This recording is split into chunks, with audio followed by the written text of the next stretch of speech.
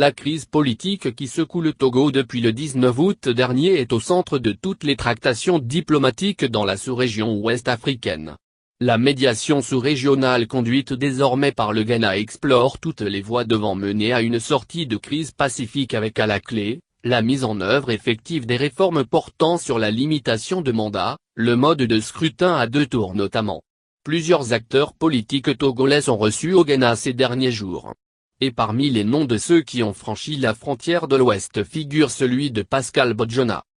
Selon des informations détenues par Togo Breaking News, le Ghana et l'Afrique de l'Ouest s'emploient pour que le prochain dialogue intertogolais soit en réalité le dernier qui balise la voie à l'enracinement de la démocratie au Togo et la résolution de la question relative à la longévité au pouvoir de la famille Gnassingbé que soulève l'opposition togolaise. De ce fait, plusieurs leaders de la coalition des 14 partis, et au-delà, de plusieurs partis de l'opposition togolaise, ont été reçus individuellement il y a quelques jours à Accra par Nana Akufo-Addo.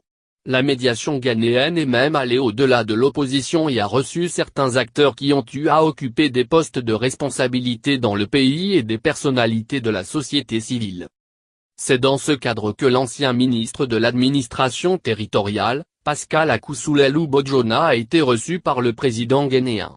À l'occasion, l'ancien directeur de cabinet de Faure Gnassingbé a donné son point de vue sur l'enlisement de la crise socio-politique et ses causes dont l'une est le refus d'opérer les réformes à temps comme préconisé par l'accord politique global, AC, en 2006.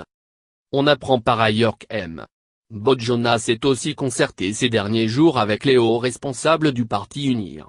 L'ancien ministre grand format, dont les bonnes relations avec plusieurs leaders de l'opposition togolaise n'ont jamais été un secret, aurait également pris langue avec ces derniers. Toutes ces initiatives, selon nos informations, s'inscrivent dans le préparatif du prochain dialogue qui devrait s'ouvrir dans les premières semaines du mois de décembre.